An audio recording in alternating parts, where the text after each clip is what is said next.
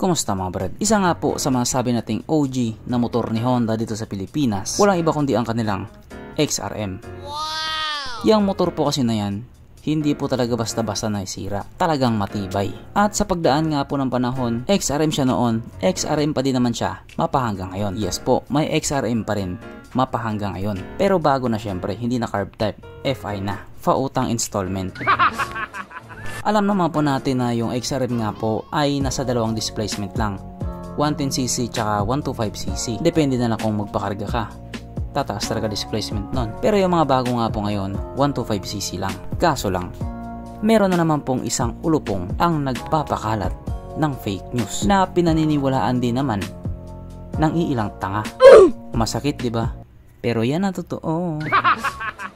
Aware naman po sila na usong-uso na nga po ngayon yung AI or yung artificial intelligence. Kaso lang, paniwalang paniwala pa rin talaga sila na totoo nga po itong motor na ito, na meron na nga daw Honda XRM 150. Halatang halata naman sa itsura niya na AI generated lang siya. Hindi ko lang sure kung yung watermark na yan ba yung gumawa, kasi meron pa pong iba. Basta ang masabi ko lang, magaling kang kupal ka. Yung iba kasi sinasabi na nila, bibili ako niyan. Available na po ba sa Laguna? Available na po ba sa Pampanga?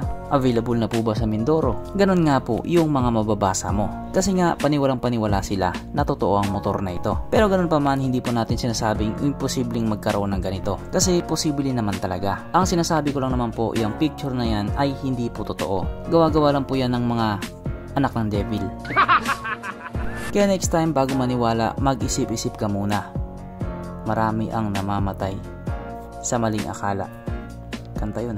Pero kahit nga po ganun, wala pa din tayong bounce. Okay, bye.